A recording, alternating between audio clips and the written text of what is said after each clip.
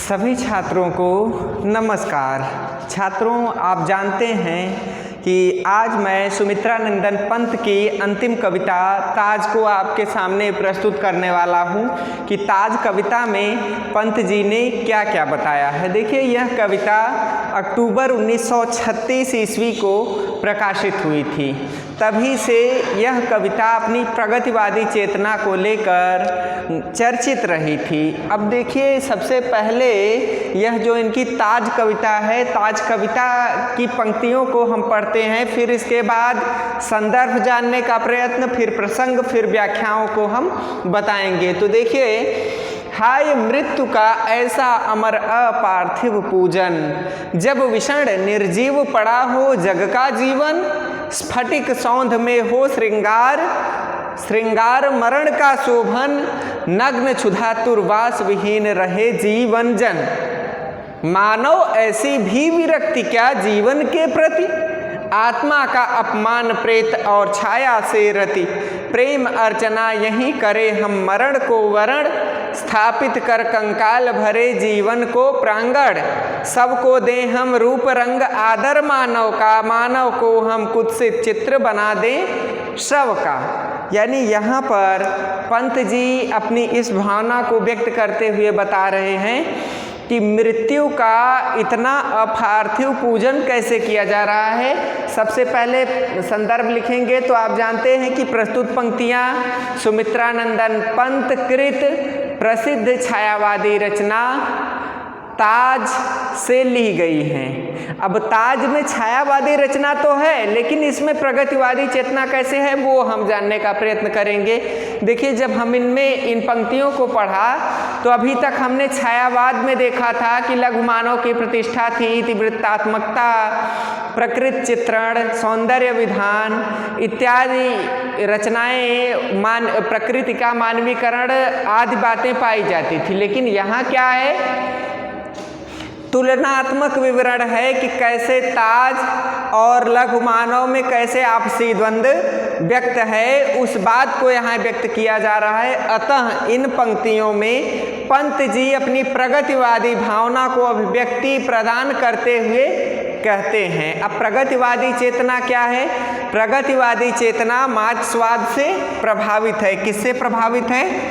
मार्क्सवाद से। देखिए, मार्क्सवाद क्या कहता है? मार्क्सवादी सिद्धांत यह कहता है कि लघु मानव जो है वह गरीब का गरीब ही बना रहता है, जबकि बुद्धिजीवी वर्ग जो है वह लघु मानव का किसी न किसी तरह से शोषण करता रहता है। तो मार्क्सवाद के संदर्भ में कार्ल मार्क्स ने यह विचार दिया है कि जैसे उदाहरण के रूप में किसी व्यक्ति ने कोई फर्म यानी कंपनी खोली, तो कंपनी में काम करने वाले जो मजदूर हैं, मजदूर को एक निश्चित वेतन पर नौकरी करने के लिए वहाँ रखा जाता है।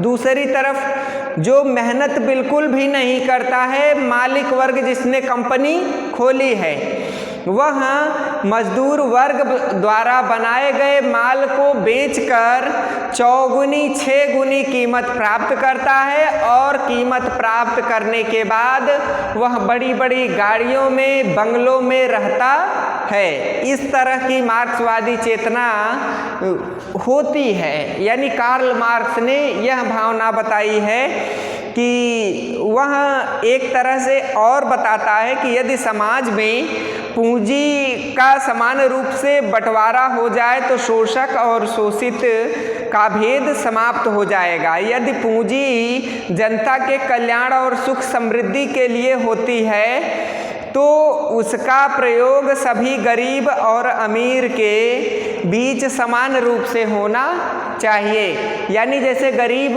अमीर जो व्यक्ति है, तो अमीर के पास जितना है उतना गरीब के पास भी होना चाहिए। गरीब ने मेहनत किया, फर्म स्थापित, कंपनी में कार्य किया और कंपनी के मालिक वर्ग को उसने फ़ायदा पहुंचाया, तो कंपनी के मालिक वर्ग को चाहिए कि जितना फ़ायदा हुआ उसमें से बराबर बराबर कंपनी में कार्य करने वाले मजदूरों को दे। क्योंकि जो कंपनी का मालिक है वह बिना मेहनत के वह प्राप्त कर रहा है, जबकि कंपनी के मजदूर मेहनत कर रहे हैं। तो उसी चेतना को अभिव्यक्ति यहाँ प्रदान कर रहे हैं। कौन अभिव्यक्ति प्रदान कर रहा है? तो सुमित्रानंदन पंत जी। चलिए अब हम कविता की व्याख्या पढ़ते हैं कि इसकी व्याख्या आखिरकार क्या है। हाय मृत्यु का ऐसा अमर अपार्थिव पूजन। हाय यानी कि अर्थात अत्यंत दुखी होकर कवि कहता है कि हाय, अर्थात इस पर हाय लगने के अलावा और कुछ नहीं है। मृत्यु का यानी जो व्यक्ति मर जाता है उसका ऐसा अमर, उसे इस तरह से अमरता प्रदान करने के लिए कि वो कभी मरे ही न, अपार्थिव पूजन, कि उसका पार्थिव शरीर जब नहीं है तब उसका बिना शरीर का पूजन, यानी उसकी लाश जो होती है, उसकी मृतक व्यक्ति की मिट्टी जो होती है, वह दफनाने के बाद उसका पूजन करने की भावना, ऐसा यानी अपार्थिव शरीर जो है, शरीर के मृत्यु होने के बाद उस अपार्थिव शरीर का पूजन करने का ऐसा अवसर मैंने कभी नहीं देखा है कि जब विषण निर्जीव पड़ा हो जग का जीवन। जब यानी किसी भी समय विषण यानी घनघोर अंधेरे में, घनघोर अलौकिक ढंग से सामंतवादी व्यवस्था में निर्जीव पड़ा हो, जब पूरा संसार क्या हो, यहाँ साम विषण यानी ऐसी विषम परिस्थिति हो, ऐसी व्यवस्था हो कि निर्जीव पड़ा हो। निर्जीव यानी जिसमें जीव ना हो। इस तरह से यदि किसी संसार में लोगों का जब जीवन पड़ा हुआ है, तब क्या हो रहा है? मृत व्यक्ति के अपार्थिव शरीर की पूजा की जा रही है। कौन कर रहा है? यहाँ पर व्यंग करते हुए बता रहे हैं कि जब तत्कालीन समय में ताजमहल बनाया गया था, तो ताजमहल बनाते समय कई हजारों गरीबों की झोपड़ियाँ छीन ली गई थी शाहजहां द्वारा। और उसके बाद क्या होता था? मजदूरों को और गरीबों को जबरन वहाँ काम करवाया जाता था, जबरन उनसे मेहनत करवाया जाता था। और क्या होता था? और यह होता था कि तरह तरह के पत्थर, बेहतरीन अद्भुत पत्थर किसके लिए लाए जाते थे? मुमताज महल के लिए, जिनकी मृत्यु हो चुकी थी, जिनका शरीर भी नहीं बचा था, उनके लिए बेहतरीन अद्भुत पत्थर लाए जा रहे थे ताकि उन्हें क्या बनाया जा सके? अमर बनाया जा सके।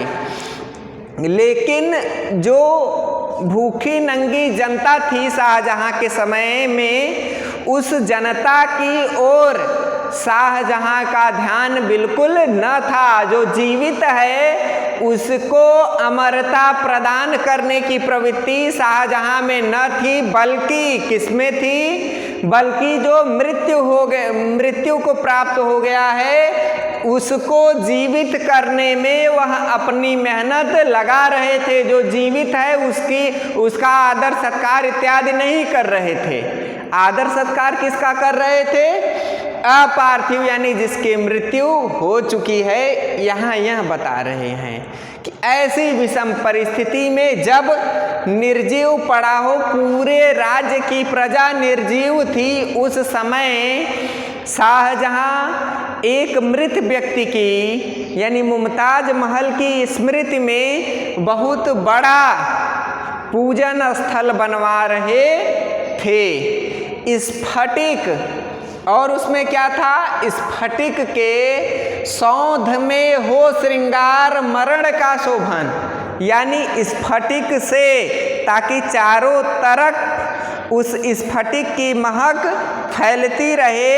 ऐसी स्थिति में कहते हैं पंत जी कि एक तरफ तो देश की दुखी और गरीब जनता भूख प्यास से तड़प तड़प कर अपने प्राण गंवा रही थी, दूसरी तरफ स्फटिक की तरह, स्फटिक जैसे देवताओं का श्रृंगार स्फटिक से किया जाता है, उसी तरह से स्फटिक सुगंध में लिप्त होकर श्रृंगार मरण का शोभन श्रृंगार किया जा रहा है। किसका? जो मृत अवस्था में है, जो उसको सुशोभित किया जा रहा है। संगमरमर और संगमरमर से चारों तरफ बिछाया जा रहा है और क्या हो रहा है? स्फटिक को जलाकर उस मुमताज महल के स्मरण में चारों तरफ उनकी मृत मिट्टी के चारों तरफ शोभाकार विशेष विशिष्ट तरह के पत्थर तराशे जा रहे हैं, पत्थर लगाए जा रहे हैं। और क्या है? नग्न क्षुधातुर बास विहीन रहे जीवन जन। यानी एक तरफ यहाँ पंत जी क्या कह रहे हैं कि एक तरफ वह सामंतवादी व्यवस्था है जिसमें एक ओर तो निर्जीव व्यक्तियों को अमर बनाने के लिए उनकी दिव्य और अलौकिक ढंग से पूजा की जा रही है, तो दूसरी ओर देश की दुखी और गरीब जनता भूख और प्यास से तड़प कर मर रही है। और क्या है? और यह है कि एक और संगमरमर से चमचमाते हुए महल में मृतकों को देवताओं के समान श्रृंगार से युक्त किया जा रहा है, वहीं दूसरी ओर जीवित मनुष्य दीनहीन की तरह भूखे नग्न, यानी कोई वस्त्र नहीं है उनके पास पहनने के लिए, क्षुधातुर भूखे हैं, वासविहीन यानी उनके पास रहने के लिए घर नहीं है, जीवन जन। और दूसरी तरफ कैसे लोग हैं? दूसरी तरफ नंगे भूखे और आवास विहीन लोग उस राजा के राज्य में रह रहे हैं। इतनी बड़ी बात यहाँ पर पंत जी कह रहे हैं कि यहाँ भाव पंत जी का ऊपर की 4 पंक्तियों में क्या है वो मैं आपसे बताना चाहता हूँ। ऊपर की 4 पंक्तियों में बताते हैं कि यह आखिरकार कैसी स्थिति है, कैसी व्यवस्था है जहाँ पर मृत व्यक्तियों को जीवित करने के लिए तरह तरह की युक्तियों का प्रयोग किया जा रहा है, मृत व्यक्तियों को जीवित करने के लिए। और जो जीवित हैं उन जीवित गरीबों को छोटी सी झोपड़ी भी नहीं मिल पा रही है, यानी उनकी छोटी छोटी झोपड़ी को तोड़कर वहाँ महल बनाया जा रहा है, ये भाव व्यक्त कर रहे हैं। और क्या कह रहे हैं कि मृतकों पर बहुमूल्य वस्त्र, आभूषण, फल, फूल, मेवा, मिष्ठान आदि चढ़ाए जा रहे हैं, किंतु भूखे और टूटे गरीबों पर कोई सूखी रोटी का एक बहुमूल्य टुकड़ा भी नहीं फेंक रहा है। कि जिनके घर इत्यादि छीन कर वहाँ महल बनवाया जा रहा है, उस स्थान पर उन लोगों को रहने के लिए व्यवस्था की जाए, ऐसा कुछ नहीं किया है शाहजहाँ ने। और क्या कह रहे हैं? और यह कह रहे हैं कि ये जो मृत मुमताज महल है, मुमताज महल के लिए एक तो गरीबों का आवास छीन लिया गया है, दूसरी तरफ उन्हीं गरीबों को बिना वेतन दिए, बिना कोई खर्च दिए जबरन कार्य कराया जा रहा है। अब अगली पंक्ति में क्या कहते हैं वो मैं आपसे कहना चाहूँगा कि मानव ऐसी भी विरक्ति क्या जीवन के प्रति, कि हे मानव, अर्थात यहाँ पर फिर पंत जी अपनी भावना को व्यक्त करते हुए बता रहे हैं कि मानव इतना बड़ा प्रेमी कब से हो गया है कि वह मृत्यु का प्रेमी है, कि हे मानव ऐसी भी विरक्ति क्या जीवन के प्रति, क्या आज का मानव जीवन जो जीवित है उसके प्रति विरक्त हो गया है क्या? जीवित व्यक्तियों का आदर सम्मान करना क्या वह व्यक्ति भूल गया है क्या? कि मानव इसी बात को वो व्यक्त कर रहे हैं कि हे मानव, ऐसी भी विरक्ति, ऐसी क्या बात है जिस कारण से तुम यह छोड़ रहे हो जीवन के प्रति, जो जीवित है उसके प्रति लगाव, जुड़ाव, संबंधीपन इत्यादि क्यों छोड़ रहे हो? ऐसी क्या बात है कि तुम जीवित व्यक्तियों का आदर सम्मान इत्यादि करना भूल रहे हो?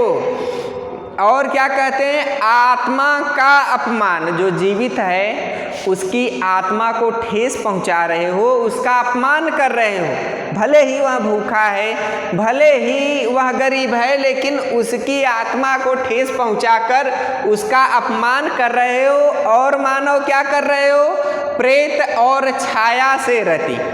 प्रेत यानी भूत पिशाच इत्यादि, जैसे कोई व्यक्ति, किसी व्यक्ति की मृत्यु हो गई है तो उससे और उसकी छाया यानी परछाई से रत यानी प्रेम, तुम जो मृत हो चुका है हे मानव, जो जीवित है उसका तुम आदर सत्कार सम्मान भाव भूल चुके हो, और जो मृत है उसकी आत्मा से और उसकी परछाई से इतना क्यों प्रेम करते चले जा रहे हो? जीवित व्यक्तियों की आत्मा को ठेस पहुंचा रहे हो, और जो मर चुका है उस प्रेत आत्मा की परछाई को तुम सम्मान दे रहे हो और उसको आगे बढ़ा रहे हो।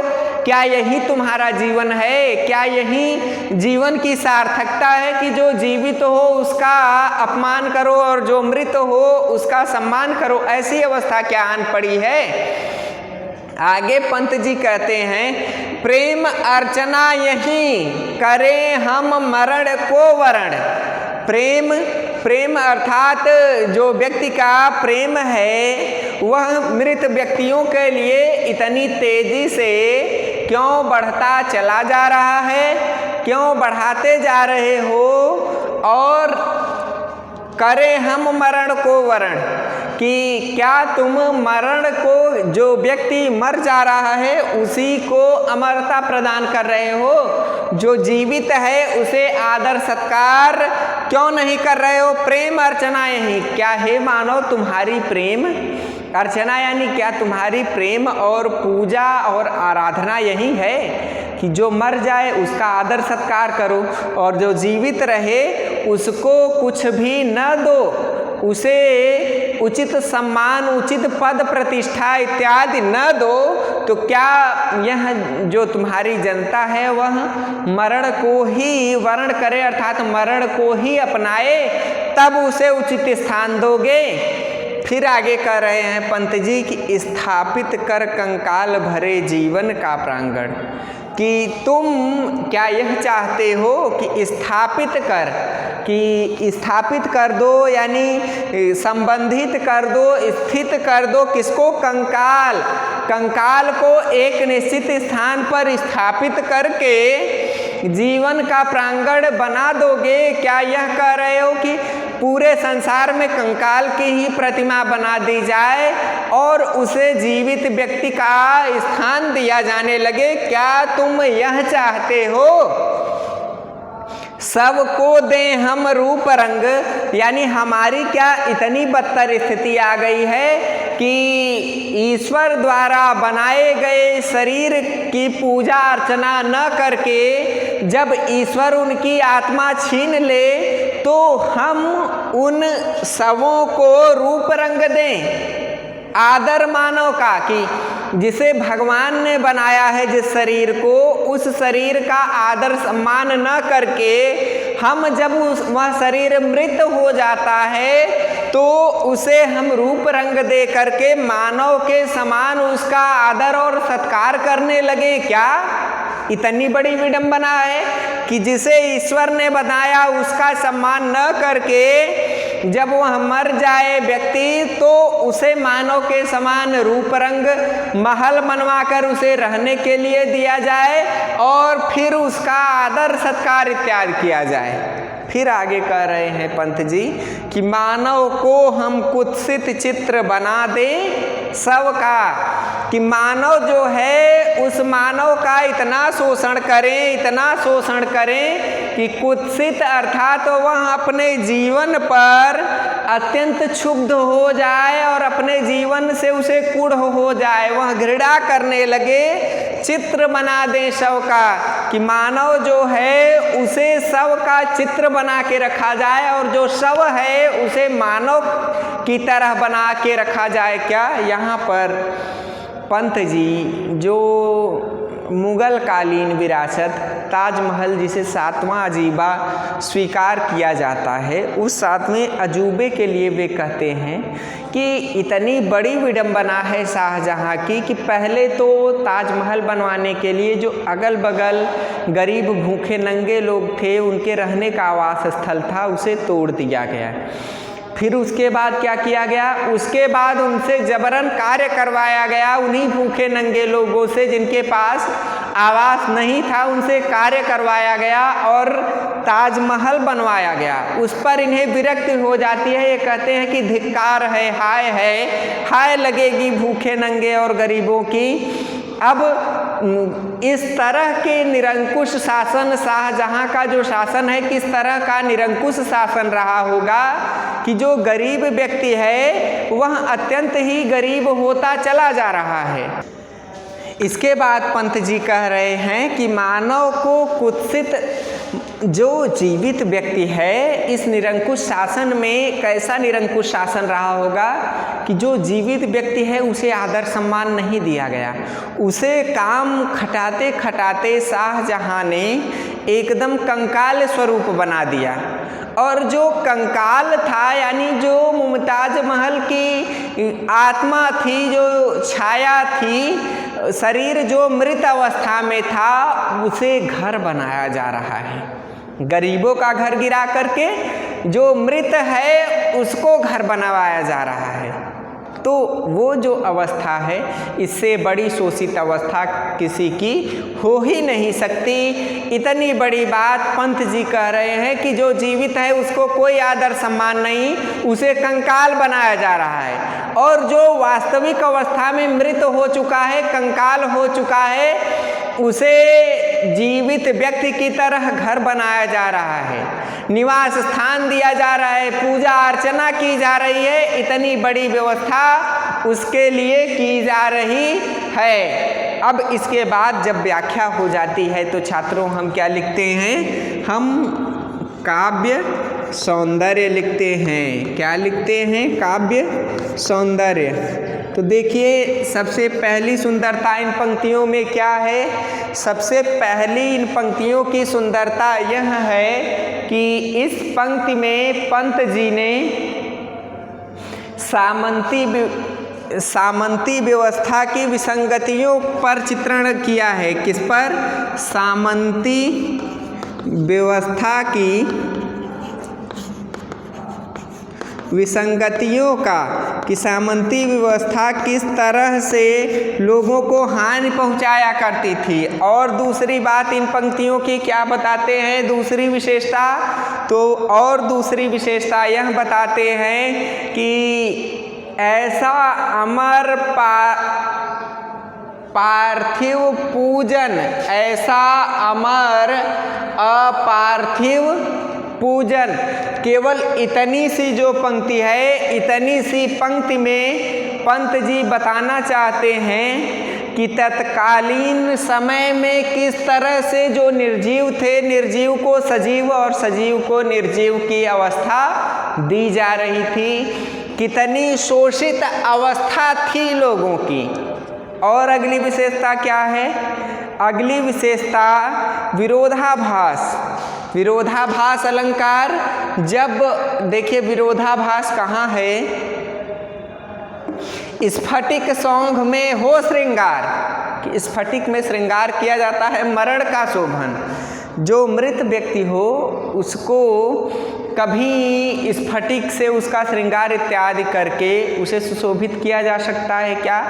नहीं, क्योंकि वह कितना भी उसका श्रृंगार करेंगे उससे दुर्गंध ही निकलेगी। जो मरा हुआ व्यक्ति है, तो यहाँ आपस में बातों में विरोध प्रकट होने के कारण इस पंक्ति में कौन सा अलंकार है? तो विरोधाभास अलंकार है। और क्या है कि यहाँ पर देखिए, क्षुधातुर भूखे और नंगे लोगों के लिए तरह तरह के विशिष्ट विशेषणों का प्रयोग पंत जी ने किया है। अब इसके बाद अगली पंक्ति में क्या विशेषता है, इधर क्या क्या विशेषताएं हैं, तो देखिए इसमें इन पंक्तियों में भी कई पंक्तियों में विरोधाभास है कि जैसे करें हम मरण को वरण, मरण भी हो और वरण भी हो। मरण में वर्ण नहीं किया जाता, प्रसन्नता जब होती है तब वर्ण किया जाता है। जैसे मान लीजिए किसी का विवाह इत्यादि होने लगा, तो विवाह इत्यादि के समय जब पंडित जी पूरा विवाह करवा लेते हैं, तो अंतिम जब समय आता है तो उस समय कहते हैं कि वरण करिए। तो वरण का अर्थ ये होता है कि जितने लोग मंडप में बैठे हुए हैं उनको विवाह की खुशी में जो लड़के का पिता और लड़की के पिता हैं सभी लोगों को दक्षिणा प्रदान करते हैं, तो खुशी में वरण दिया जाता है, न कि मृत्यु में वरण दिया जाता है। इस कारण से यहाँ विरोधाभास अलंकार है। अब स्थापित कर कंकाल भरे जीवन का प्रांगण, कि जब स्थापित कंकाल स्थापित होगा तो जीवन का प्रांगण उसमें कहाँ होगा? इस बात में भी आपस में परस्पर विरोध है। इस कारण से विरोधाभास अलंकार की सुंदर योजना पंत जी ने व्यक्त की है। और इसके बाद देखिए विरोधाभास के अलावा अनुप्रास अलंकार की भी सुंदर छटा हमें मिल जाती है। जैसे मानव और दे सव जो है वह वर्ण की आवृत्ति होने से अनुप्रास अलंकार की सुंदर छटा मिल जाएगी। और चौथी विशेषता क्या है? भाषा सरल सहज प्रवाहमयी माधुर्य गुण युक्त खड़ी बोली का उपयोग किया गया है। यानी माधुर्य गुण से युक्त खड़ी बोली के प्रयोग में पंत जी व्यवस्थित ढंग से सिद्धहस्त हैं। तो इसके बाद अगले आज के इस वीडियो में छात्रों इतना ही। और अगले बात यह है इन पंक्तियों की, आगे पंत जी कह रहे हैं कि युग युग के मृत आदर्शों के ताज मनोहर मानव के मोहांत हृदय में किए हुए घर, भूल गए हम जीवन का संदेश अनश्वर, मृतकों के हैं मृतक जीवितों का है ईश्वर। यानी यहाँ पर पहले हम संदर्भ लिखते हैं कि प्रस्तुत पंक्तियाँ प्रकृत के सुकुमार कवि सुमित्रा नंदन पंत द्वारा रचित कविता ताज से उद्धृत हैं। अब इन पंक्तियों में भी पंत जी अपनी प्रगतिवादी चेतना को व्यक्त करते हुए बता रहे हैं। क्या बता रहे हैं? कि युग युग के मृत आदर्शों के ताज मनोहर, कि यह जो ताजमहल है यह क्या है? यह युग युगों से चली आ रही पुरानी सामंतवादी रूढ़ियों और धर्मांधता का सबसे बड़ा सौंदर्यमयी रूप है। यानी यह जो ताजमहल है यह क्या है? यह युगों युगों से चली आ रही मृत आदर्शों से युक्त सामंतवादी व्यवस्था का चित्रण करने वाला ताजमहल सबसे सुंदर उदाहरण है। अब आगे क्या कर रहे हैं? मानव के मोहांत हृदय में किए हुए घर, मानव के यानी मनुष्यों के मोहांत यानी मोह से ग्रस्त हृदय यानी हृदय में किए हुए घर, यानी जो घर बनाया गया है मानव के हृदय में मोह रूपी जो घर बनाया गया है, उस मोहांध घर के उस मोहांध यानी मोह में अंधे हुए धर्म में अंधे हुए व्यक्ति का स्वरूप प्रकट करने वाला यह ताजमहल है। भूल गए हम जीवन का संदेश नश्वर, यानी हम भारत की संस्कृति वाले लोग यह संदेश भूल गए हैं जीवन में कि ईश्वर यानी जिसमें आत्मा न हो वह ईश्वर नहीं है। यानी जो व्यक्ति मृत्यु हो जाता है वह केवल मिट्टी है, वह ईश्वर कभी नहीं हो सकता कि उसकी पूजा की जाए। लेकिन यह हम भूल चुके हैं, मृतकों के हैं, मृतक जीवितों का है ईश्वर, कि मृतकों के हैं मृतक। जो मृतकों की पूजा करता है वह मृत ही हो जाता है। जीवितों का है ईश्वर, जीवित व्यक्तियों का ईश्वर है। जो सही और गलत का, उचित और अनुचित का भेदभाव समझ पाए वह ईश्वर है। वह ईश्वर कभी नहीं है जो मृत हो चुका है। तो उस अवस्था का चित्रण करते हुए पंत जी भाव व्यक्त करते हैं कि हे ताजमहल, तुम युगों युगों से आ रही पुरानी सामंतवादी रूढ़ियों एवं धर्म में अंधे व्यक्तियों के सबसे बड़े उदाहरण हो। तुम रूढ़िग्रस्त होने पर भी तुम्हारा बाहरी स्वरूप अत्यंत बड़ा और सुंदर है, मनोहर है, जो सरलता से मानव मन को अपनी ओर आकृष्ट कर लेता है। इसी कारण से तुमसे किसी को घृणा नहीं होती है। तुम अपनी सुंदरता के कारण ही मोह से अंधी जनता के हृदय में आदर और विस्मय के पात्र बनकर बसे हुए हो। हम तुम्हें देखकर इस शाश्वत सत्य को भूल गए हैं कि हे मृतकों, हे ताजमहल, मृतकों की पूजा नहीं करनी चाहिए, क्योंकि मृतकों की पूजा करने वाला स्वयं मृत्यु के समान होता है और जीवित, निर्धन एवं असहाय व्यक्तियों की रक्षा करने वाला ईश्वर होता है। यहाँ पर देखिए पंत जी ताजमहल की सुंदरता पर मुग्ध होते हैं, किंतु जब उन्हें यह ध्यान होता है कि वह किसी की कब्र या स्मारक है तो वह अत्यंत दुखी होते हैं और कहते हैं कि कब्र और स्मारक बनाने पर शाहजहां ने जो पैसा बर्बाद किया है यह अत्यंत ही दुर्बोध है। जो लोग ताजमहल देखने जाते हैं वे बाहर बैठे हुए भिखारियों को पैसा न देकर ताजमहल में बनाई हुई कब्र पर पैसा चढ़ाते हैं। यह अत्यंत ही दुर्बोध है कि वह मृत आत्मा ईश्वर नहीं है, उसे ईश्वर समझ रहे हैं, अतः वे भी मृत आत्मा के समान हैं। अब इसके बाद देखिए, जब हम छात्रों व्याख्या लिख चुके तब हम क्या लिखते हैं, व्याख्या के बाद हम विशेष लिखते हैं या काव्य सौंदर्य लिखते हैं। तो देखिए इन पंक्तियों में क्या विशेष है, तो इन पंक्तियों में यह विशेष है कि पहले इसकी भाषा देखिए सरल सहज प्रवाहमयी खड़ी बोली है। इसके बाद बातों में परस्पर विद्रोह होने के कारण विरोधाभास है कि मानव के मोहांध हृदय में किए हुए घर, कि मानव जब मोह में अंधा हुआ, धर्म में अंधा हुआ, तब इस घर को बनाया है, इस कारण से यह घर अच्छा नहीं है। तो आपस में जब बातों में विद्रोह व्यक्त किया है कवि ने, तो यहाँ पर विरोधाभास अलंकार है और इसके साथ साथ रूपक अलंकार का भी सुंदर चित्रण है कि मृतकों के हैं मृतक, जीवितों का है ईश्वर, यानी ईश्वर के स्वरूप का रूप बनाने के कारण यहाँ पर रूपक अलंकार है। तो छात्रों आज के इस वीडियो में इतना ही। जब अगले वीडियो में मिलेंगे तो आगे की बात पर चर्चा करेंगे। तब तक के लिए धन्यवाद।